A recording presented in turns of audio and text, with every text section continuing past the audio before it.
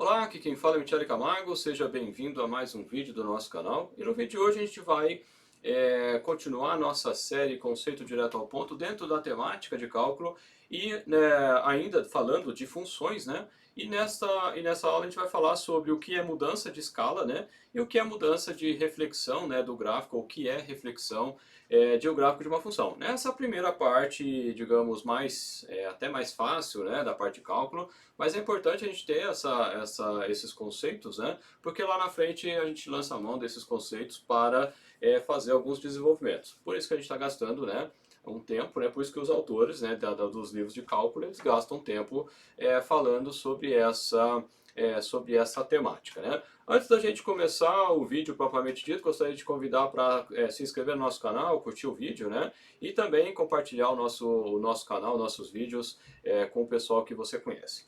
Bom, vamos ao tema então da nossa aula de hoje, né? Bom, primeiro o que é mudança de escala, né? Primeiro, para entender o que é mudança de escala, eu tenho que entender o que é escala. O que é escala? É a comparação, né? Então eu posso ter alguma coisa pequena, posso ter alguma coisa grande, né? Então quando eu quero mudar a escala, eu quero mudar as dimensões do meu gráfico. Basicamente é isso. E o que é reflexão? Bom, lá a reflexão lá da física é quando você tem, por exemplo, uma luz, ela reflete, ela está indo numa direção, ela reflete, ela muda de direção, tá indo para cima, vai para baixo, por exemplo, né? Essa seria uma explicação bem simples. E dentro do gráfico é mais ou menos isso, né? Se o gráfico está para um lado, eu quero jogar ele para o outro lado, então eu estou fazendo uma reflexão. Bom, do ponto de vista teórico, né, o que seria mudança de escala então?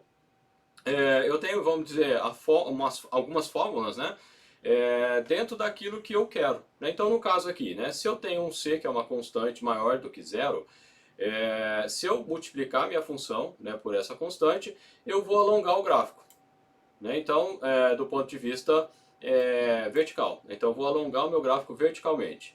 Se eu, ao invés de multiplicar, eu dividir, eu vou comprimir o meu gráfico. Ou seja, ou eu estico o gráfico, ou eu comprimo o meu gráfico. Então, se eu tenho um gráfico que está grandão, eu jogo ele, né, eu consigo comprimir, seria o lado oposto. Isso do ponto de vista vertical, né? Se eu quero fazer isso horizontalmente, aí eu vou multiplicar dentro da função, né? A constante c ela vai para dentro da função. Então eu comprimo, quando eu multiplico, nesse caso inverte aqui em relação ao alongamento, né, quando é fora, eu comprimo o gráfico horizontalmente. Então eu achato o gráfico, né? Então eu dou uma achatada no meu gráfico.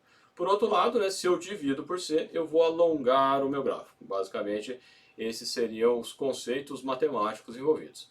Com relação à reflexão do gráfico, eu tenho que considerar que o c, né, uma constante, igual a 1, eu vou refletir o meu gráfico. Então, por exemplo, se eu quiser refletir em torno do eixo x, basta eu multiplicar por menos 1 a minha função. Então eu vou, então, se o gráfico está para cima, ele vai ficar para baixo.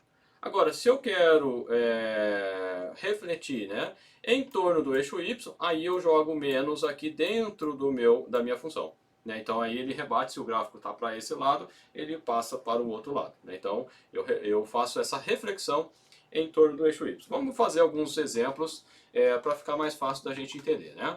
Digamos que eu tenho aqui a fórmula do círculo, né? A gente já até comentou dela, x ao quadrado mais y ao quadrado igual a r ao quadrado. Lembrando que isso aqui não representa uma função, porque o círculo, né, como a gente sabe, ele é tem esse formato aqui de bolinha, e se eu fizer aquele teste da linha horizontal, né, vertical aliás, ele vai cruzar em dois pontos, então ele não é uma função. Mas eu posso dividir isso aqui em dois, né, para um trecho, né? Então eu pego só a parte de cima ou pego só a parte de baixo, né, em termos de domínio da função. Então eu defino a minha função em termos de duas funções, digamos assim, né? A gente já falou disso, inclusive, de funções compostas, né? Ao invés de ter uma função simples ou uma expressão, né, eu tenho uma função com duas expressões. E aí eu transformo isso que não é função numa função, né? Então num trecho ele vale, né? Num trecho ele vai valer e no outro trecho ele não vai valer. Basicamente é isso. Bom, se nesse gráfico aqui, né, fazendo essas ressalvas aqui, né, dividindo essa expressão em dois domínios, né, e eu multiplicar, né, um dos fatores aqui, né, no caso, por exemplo, x ao quadrado por c ao quadrado, o que vai acontecer, né? O meu círculo que ora, né, x ao quadrado mais y ao quadrado igual a r ao quadrado, então eu tenho aqui o meu círculo. No caso do círculo trigonométrico, seno mais cosseno, ele é igual a 1, né, então as expressões trigonométricas que a gente vai falar na sequência saem, né, dessa relação de círculo. Então se eu quiser fazer um alongamento horizontal, o meu c tem que estar entre 0 e 1. Neste caso, né, quando eu coloco, por exemplo, meio aqui ao quadrado, né, ele vai dar uma escala. E aí o que vai acontecer? Eu transformo o meu círculo numa elipse.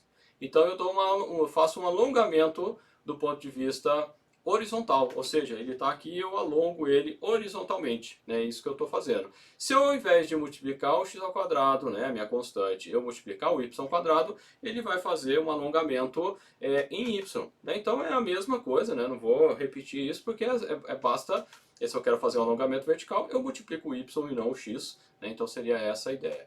Se eu quero fazer uma compressão, ou seja, eu quero dar uma achatada no meu círculo, veja que o valor aqui que era, né, do raio aqui do círculo era menos r, e aqui ele passa a valer, né, r dividido por c, né, aqui é o valor menos, né, até eu escrevi demais, apagou. Então, opa, não apagou, deixa eu apagar direito aqui. Então o que acontece? De um lado fica r dividido por c, negativo, né, que é esse lado aqui, e do outro lado fica r dividido por c, né, positivo. Bom, se eu fizer uma compressão horizontal, para isso eu tenho que considerar o c maior do que 1, né? O que vai acontecer? Veja que aqui continua r, né? Então aqui passa a ser r sobre c do mesmo jeito, né? O valor da elipse aqui. E aí eu transformei aqui a minha expressão matemática, ou uma função, né, composta, né, de novo, né? Só considerando a parte de cima, depois só considerando a parte de baixo, em dois domínios diferentes, né? Eu consigo ter a função, ou ter uma expressão para a elipse, né? Aí tem que tomar cuidado de chamar de função por conta, né, do que eu acabei de falar, que função ela não pode ter dois valores de y, né, para dois valores de y ter o mesmo x, né? Isso não caracteriza uma função, como a gente já ressaltou em aulas anteriores. Bom, outro exemplo, né, que eu poderia citar aqui, né, a função y igual a raiz de x, né, considerando o fator 3. Bom, se eu, como eu disse na duas telas anteriores, multiplicar por 3, o que eu faço? Eu faço um esticamento, né? Eu estico o meu gráfico, então seria essa função em rosa aqui. Por outro lado, né, se eu dividir por 3, eu faço o gráfico original, é esse gráfico em azul, ele passa para essa curva aqui em amarelo, ou seja, ele dá uma achatada no meu gráfico, fazendo através dessa multiplicação aqui. Por outro lado, se ao invés de eu colocar esse fator 3 fora, eu colocar aqui dentro da raiz, veja que eu vou ter uma diferença, né? Aqui eu vou ter um esticamento maior, e aqui um esticamento maior, e aqui tanto o esticamento quanto a compressão vai ser menor. Além disso, né, eu tenho o que era a compressão vira tração, né, vira, né, esticamento, né, e o que era esticamento vira compressão, né, o alongamento, né, o alongamento vira compressão, né, então veja que eu tenho aqui essa diferencinha também, né, então dividindo aqui por 3, nesse caso aqui em função da raiz. Por que acontece isso? Porque a expressão é uma raiz, né, então esse aqui é um caso particular. Um outro exemplo, né, falando agora de reflexão, né, pegando a mesma função, né, y igual a raiz de x, o que vai acontecer? Né? A função original é essa aqui em azul.